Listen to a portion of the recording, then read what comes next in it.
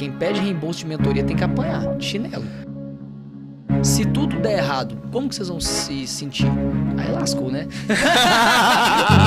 Mas eu também já vendi e não entreguei. Pouca gente sabe, ela quer manter a gente na zona de conforto mais do que a gente mesmo. Aqui, ó. Não ouvir conselho de quem ama a gente. Sempre alguém vai sair um pouco mais ferido. Esse é o remarketing orgânico, entendeu? Galera, saúde! Senhoras e senhores, hoje é um dia muito especial. Tô saindo aqui do escritório agora com toda a equipe para receber... Quantos clientes são? 6 clientes meus que vão basicamente gravar uma sabatina de perguntas pra mim. Sabe aqueles vídeos 1 não sei o que versus 30 não sei o que? Então é um eu versus 6 clientes meus. Eu tô colocando essa galera aí pra gente poder fazer esse vídeo. Estamos saindo daqui agora, vamos embora. A empresa vai continuar tocando normal aqui, tem horário de almoço, o pessoal tá fora. Mas é isso, empresa que gera demanda é empresa que vende e o lugar de dono não é no operacional 1 a 1, é no operacional 1 para vários. Então, por exemplo, quando eu saio para gravar conteúdo, eu tô no operacional 1 para vários. Eu tô criando ativos que vão fazer a minha empresa vender sem precisar de eu estar ali o tempo inteiro, por exemplo, no comercial, que é através de conteúdo. É verdade? É verdade. É isso, então vamos embora? Bora. Achei que você tava de jejum. Ó, galera, tudo jóia?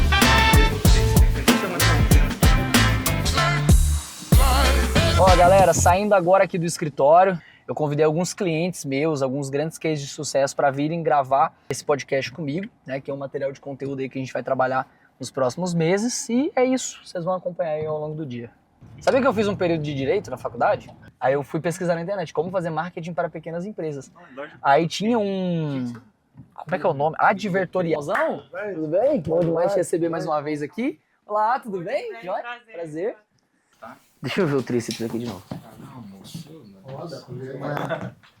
Mansão Maromba. Da Mansão Maromba. Vamos montar um desse lá na casa dele? Tem que montar um desse lá em casa. Pois é, senhoras e senhores, eu acho que talvez eu possa me arrepender, mas aqui estamos para poder gravar esse episódio. Um eu versus quantos a gente tem aqui? 8 clientes meus, 7 clientes meus. Trouxe essa galera aqui que são clientes que se tornaram ou estão se tornando meus amigos, pra gente ter um momento de bate-papo, pra gente trocar ideia, pra gente produzir conteúdo junto, né? O foco aqui é a produção de conteúdo, a gente fala sobre isso aqui no canal, inclusive se inscreve no canal aí. Se você tá vendo no Instagram, segue no Instagram aí também. E aqui eles vão me sabatinar. Então, velho, vai ter pergunta polêmica, vai ter... Eu vou me arrepender, eu tenho certeza disso, mas pelo menos a gente vai se divertir bastante aqui, tá bom? Então é isso, acompanha tudo aí, tamo junto, é nóis. Eu vim perguntar aqui pra você mais sobre inteligência emocional de empreender. Particularmente quando eu tô numa posição de liderança, você não sabe absolutamente nada de qual passo dar. E você precisa segurar a régua pra sua equipe inteira. Uhum. Você precisa dar essa resposta. E daí você entra no seu quarto, você tá sozinho, às vezes, e não tem ninguém pra te falar o caminho pra se tomar. Como que você lida com isso no dia a dia? Do mesmo jeito que eu lido com meus filhos também. Às vezes meu filho me faz pergunta que eu não sei a resposta. O que eu respondo pra ele? Meu filho, vamos pesquisar? Então assim, cara, comprar ajuda, buscar ajuda, pra mim é obrigatório. Não existe empreendedor que recusa ajuda. Só se o cara for muito soberbo mesmo, né? E esse negócio que você falou é muito louco, né? Porque como empresário a gente é muito sozinho, né? A gente vive na tempestade, a gente é visto pelos nossos funcionários como se a gente tem a resposta. A gente é tipo aquele pai que tá dirigindo na chuva e o filho dorme de boa no banco de trás, sabendo que o pai tá dirigindo, mas na verdade ele não tem tanto controle do que tá acontecendo ali. É um pouco disso. E como que eu lido com esse tipo de situação? Cara, simplesmente continuando adiante. Hoje de manhã eu tava falando com a equipe lá, o povo tá aqui pra não me deixar mentir. Tava falando com meus funcionários hoje cedo, galera, se tudo der errado, como que vocês vão se sentir? Porque assim, eu vou continuar normal, eu não vou voltar a... não vou fechar a empresa. Eu não quero fechar a empresa. Vocês querem fechar a empresa? Vocês querem sair daqui? Quer arrumar outro lugar? Não quer, então vamos continuar. Beleza. Saca? Então é muito disso, né? Eu sou da filosofia, e o caba vai endoidar? Eu sou um pouco dessa daí. Mas a sua posição, por exemplo, que sempre tem que estar enérgica, entende? Entendi. Por isso que eu falo que a esposa é a antena espiritual da vida do homem. Por quê? Ela é a única pessoa com a qual eu consigo me abrir sobre os problemas que eu tô vivendo na minha empresa. Aquele vídeo meu mostrando a conta negativa, eu gravei depois de uma conversa com ela, onde ela me perguntou sobre a conta da empresa. Então foi espontâneo por conta disso. E o que isso tem a ver com a forma como eu lido com os meus negócios? A minha esposa, por mais que ela seja emoção espiritual da coisa, ela traz pra mim algo que me centra, que me posiciona, de tipo... É o porto seguro que o povo fala, entendeu? Então, por isso que eu falo que o homem tem sim que compartilhar as coisas da empresa dele com a esposa. Não existe esse negócio de tipo assim, nossa, tá ruim, eu não vou compartilhar, que é pra não levar a pressão pra ela. Não existe. Inclusive, isso dá briga lá na frente, porque ela vai gastar sem saber como que tá a vida financeira. Melhora até essa parte aí, pra você ter ideia. Então, uma coisa que eu prezo muito é sempre compartilhar as coisas ruins com a minha esposa. Chegar lá e falar assim, meu bem, o negócio tá feio, eu tô preocupado, eu não sei o que eu faço, não sei o que. Esse mês mesmo. Hoje é dia 18, velho. Eu vendi até agora o mesmo tanto que eu vendi até o dia 5 do mês passado. Tipo assim, a gente tá no pior mês da história da minha empresa. Até então, só a minha esposa sabia desse assunto. E só ela vai saber de todos os detalhes a respeito disso. Entende? Porque é ela quem me traz pro racional. E é ela a opinião que mais importa na minha vida.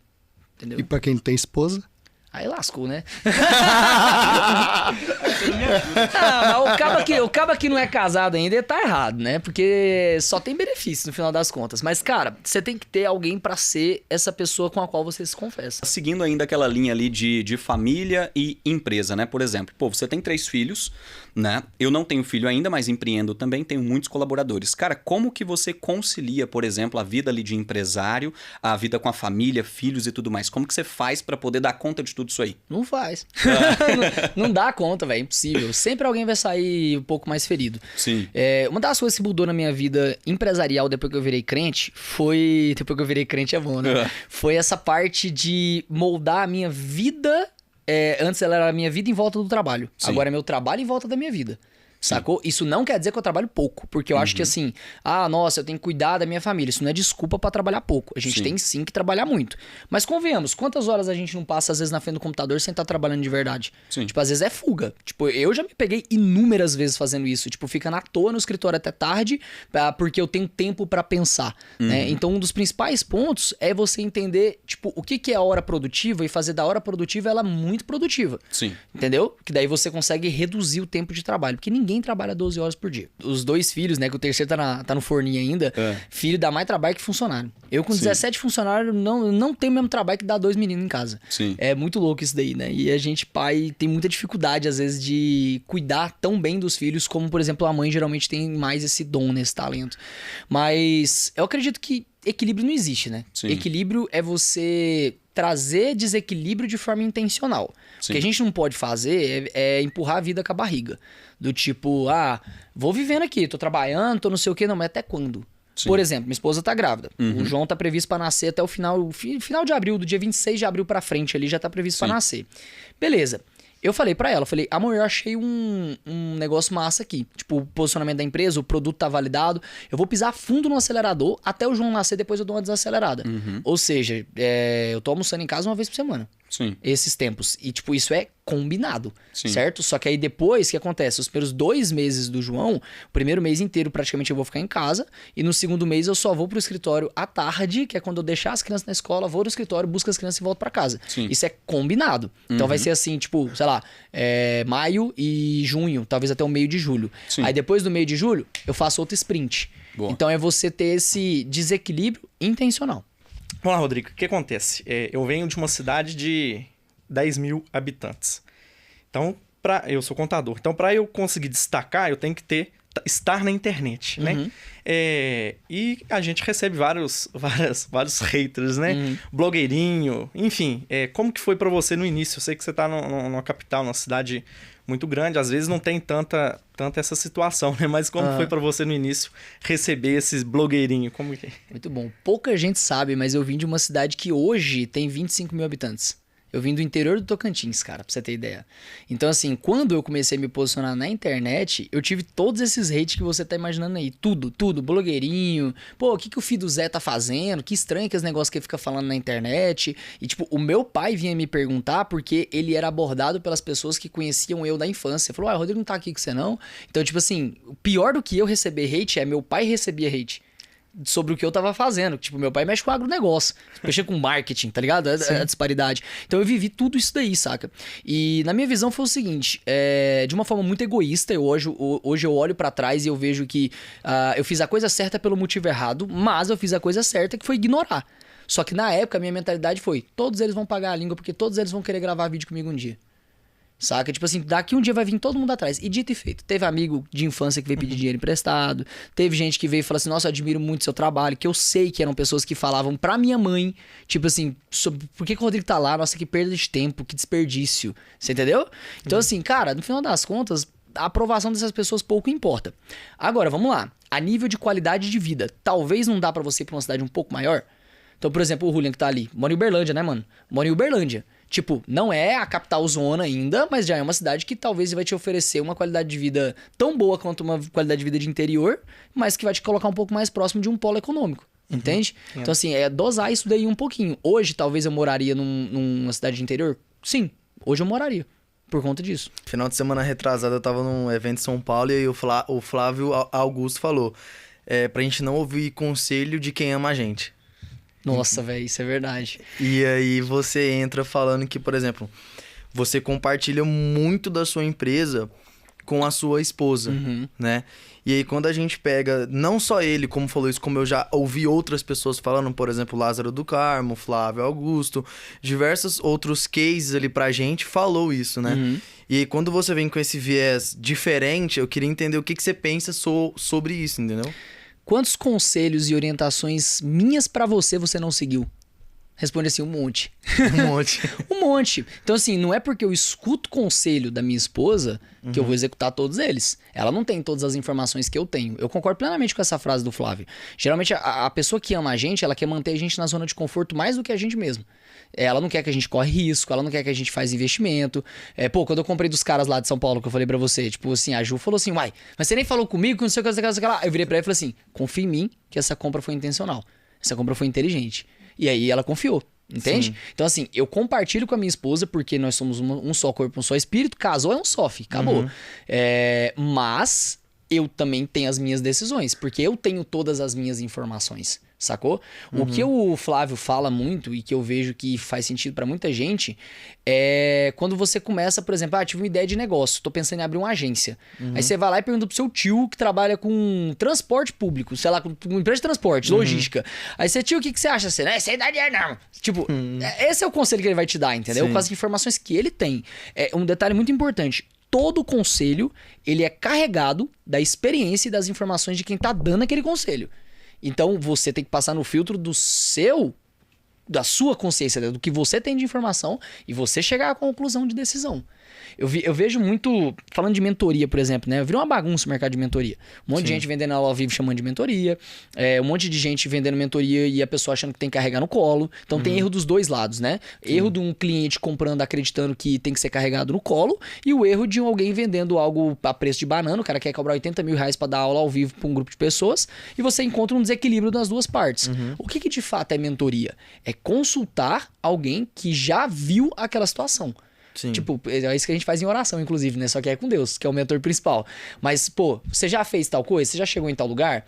Olha, eu tô travado nessa parte aqui. Você já passou? Passou. Quanto que é a tua mentoria? Pá, vou lá, vou te perguntar e pronto. Me ajudando um pouco agora na produção de conteúdo em si, eu te acompanho, né? Tem muito tempo que eu te sigo.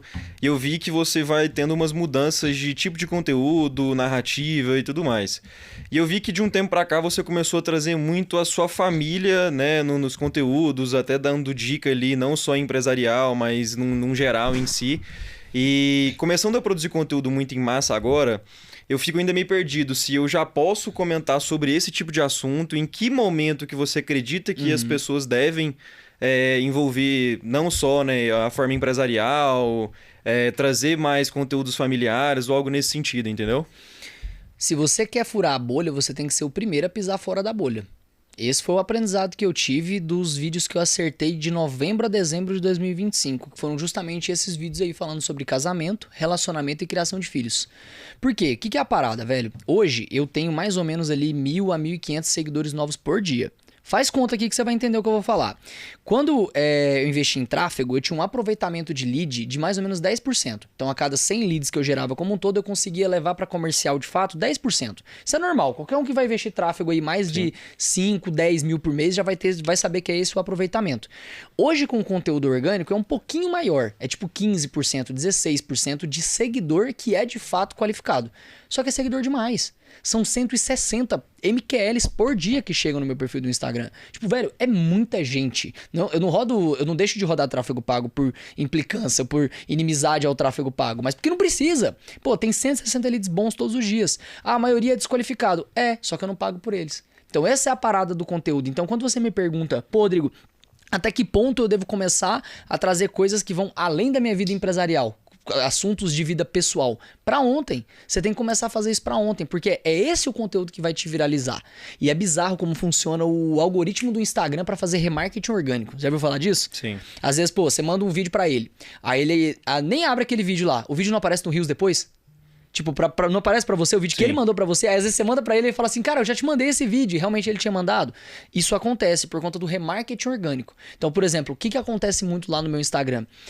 A mulher manda pro marido o vídeo que eu fiz junto com a minha esposa, falando sobre relacionamento. Às vezes ele nem assiste aquele vídeo, mas o algoritmo entende. Opa, peraí. Se a mulher do Guilherme, que sempre conversa com ele no Instagram, mandou pra ele esse perfil, significa que ela acredita que esse perfil é relevante pra ele. Mas ele não assistiu esse vídeo, porque o Guilherme, na verdade, consome conteúdo sobre esse outro assunto. Então deixa eu pegar outro vídeo do perfil que a mulher dele mandou pra ele e mostrar pra ele.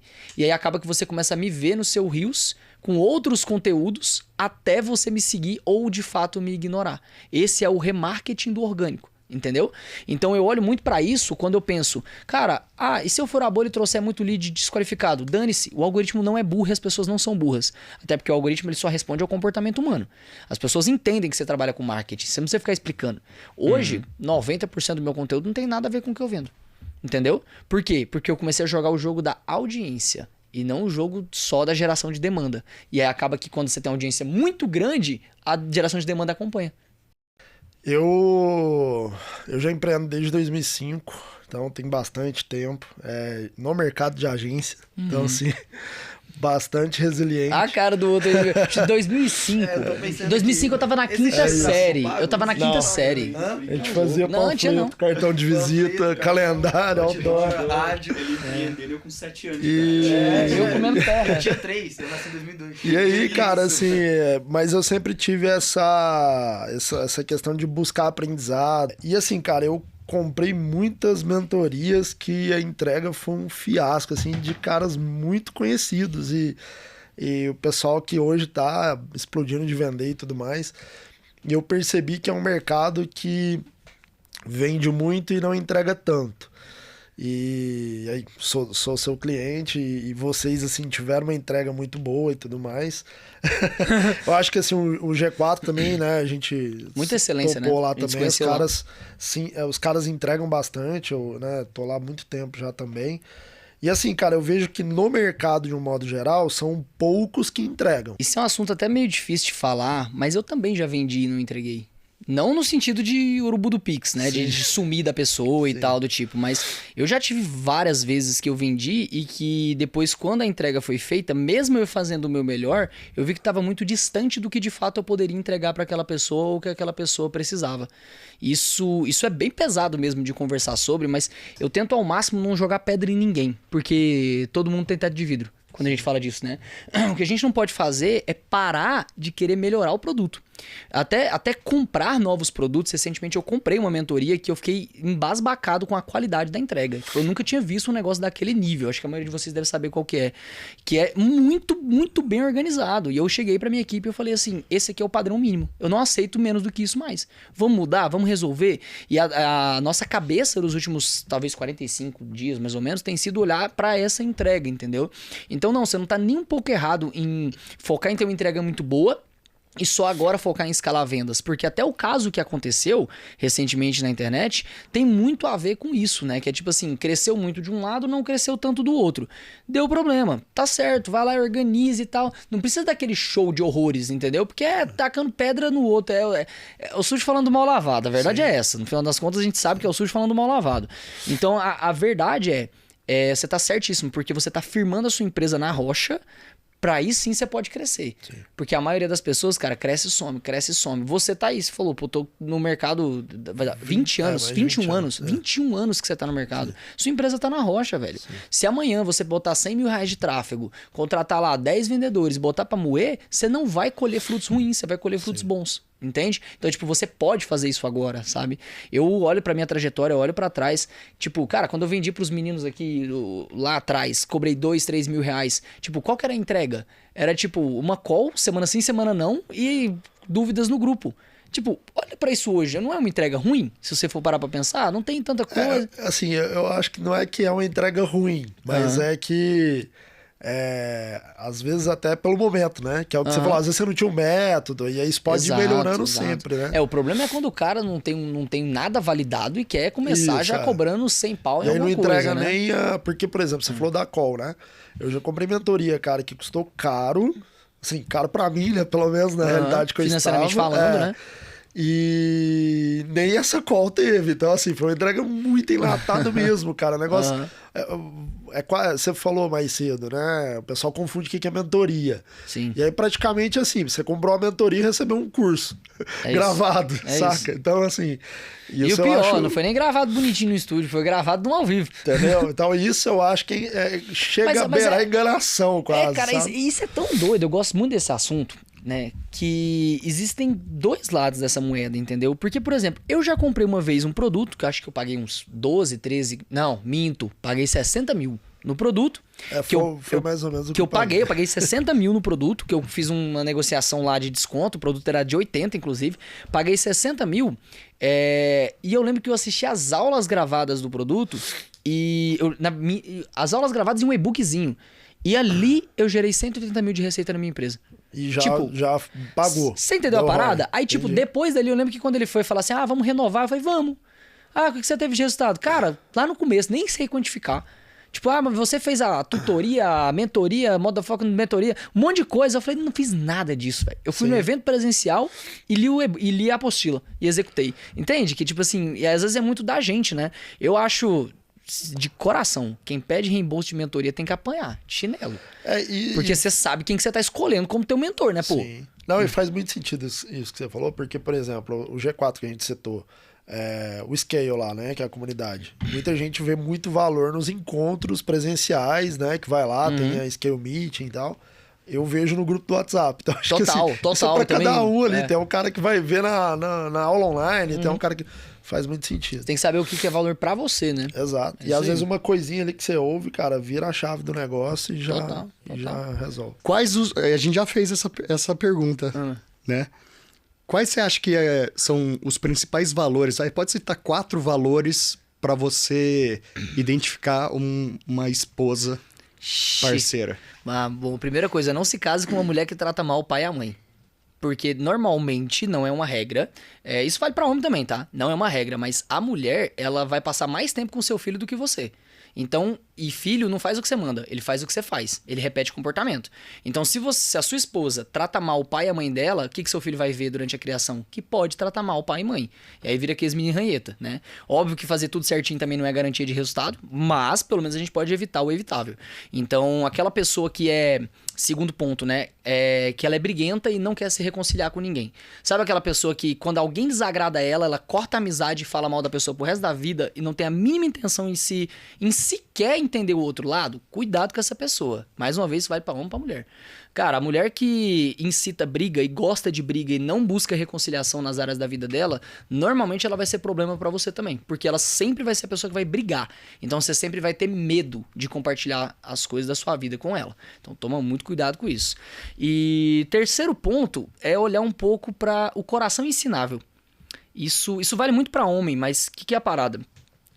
Quem é pai de menina, você gostaria que um cara como você namorasse a sua filha? A minha resposta é, depende. A gente tá falando de eu hoje com 31 ou de eu com 21? Entendeu? Porque eu com 21 não gostaria. Só que, qual que é a diferença entre o Rodrigo do 21 pro Rodrigo de 31? Na minha visão, é você abrir o coração para aprender. Então, a única coisa que eu quero é que seja uma pessoa de coração ensinável, uma pessoa disposta a aprender aquilo que ela não sabe, a entender daquilo que ela não sabe. Então, assim, aquela pessoa que age como sabe tudo, resposta na ponta da língua, quer estar certa a todo custo, geralmente essa pessoa vai ter muita dificuldade de crescer. Porque amadurecer é admitir que você não sabe nada, né? E, né? Tudo aquilo. E por último, tem que ter química também, né? Que senão também aí, né? Aí o cabo vai endoidar. Sim. O gancho é a parte mais importante do vídeo. Uhum. Porque tanto que você vê um monte de influenciador de meia tigela produzindo conteúdo e viralizando, vendendo pros clientes que era pra ser de vocês, porque o cara sabe chamar atenção no vídeo. Sim. Então eu sempre trabalho, o gancho que eu utilizo é o que eu chamo de soco reverso. Por Sim. exemplo, o que eu falei aqui? Não se case com uma mulher que isso, que aquilo. Sim. Aí eu trago pro meu cenário. Pra minha visão, algo que eu vivi, que é o soco reverso. Parece que eu vou bater na minha audiência, mas na verdade eu bato em mim. Quem que vai dar hater num cara que tá falando dele mesmo? Sim. Sacou? Pode olhar meu perfil tem pouco hater. Raramente tem hater, porque eu uso muito pouco o ataque direto. A palavra você aparece muito pouco no meu perfil. Na maioria das vezes eu uso eu. Sim. E isso é uma das coisas que faz o meu perfil passar essa conexão, principalmente com quem tem dinheiro. Pô, massa. Não, Cara, isso. e a outra pergunta que eu quero te fazer, eu quero trazer pra linha de conteúdo, que inclusive é uma das coisas que você me trouxe ali, que eu mais aplico, né, cara? E tá funcionando muito ali dentro. Você comentou agora há pouco que você tem pouco hater. Eu tenho hater pra porra. Você tá batendo em alguém, então. Eu tenho muito hater. Só que o que acontece? O que eu comecei a perceber? Eu gravei um vídeo esses dias e aí eu vou te trazer porque eu vejo que você produz pouco conteúdo sobre o que você faz, né? Que é a mesma linha que eu tô fazendo. Eu não produzo conteúdo falando de produto meu nem nada nesse sentido.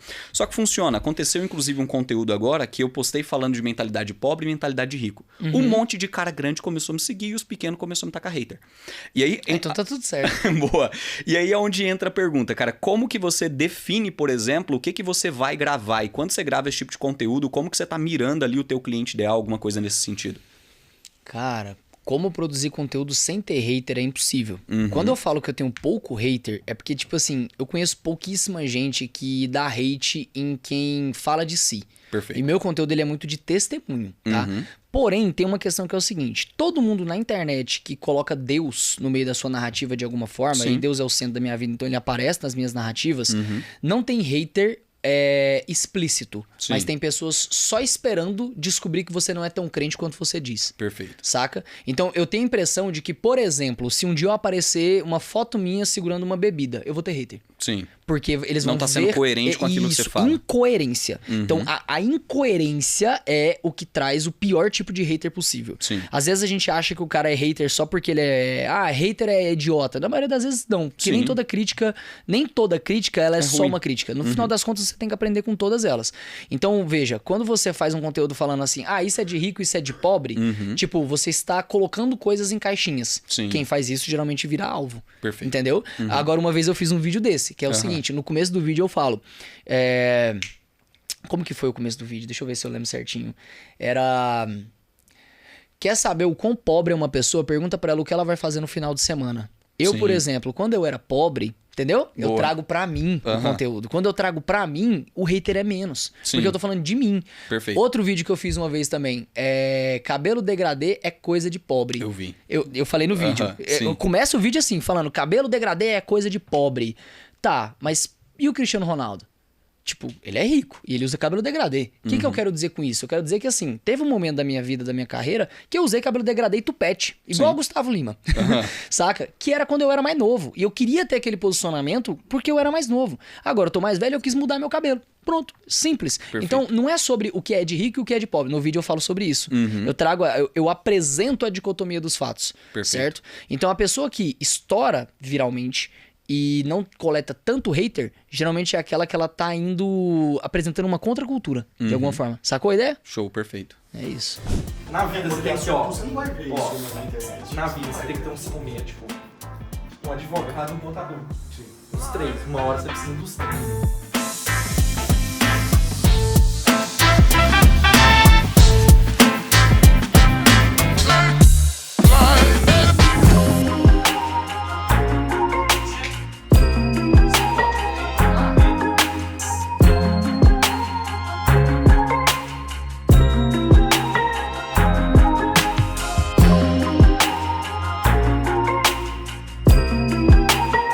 Parece que eu tô te brindando. Aê, galera, saúde, viu? Ó, obrigado pela participação de todos vocês. Foi uma honra gravar com vocês hoje aqui. Além de tudo, além de ter sido bem bacana, aproximou. Ó, acredito que aproximou algumas pessoas aqui. Tamo junto, obrigado pela participação de todos. O que ele fazia? Ele descobriu o trabalho. Guilherme. Tem dinheiro esse Guilherme aí.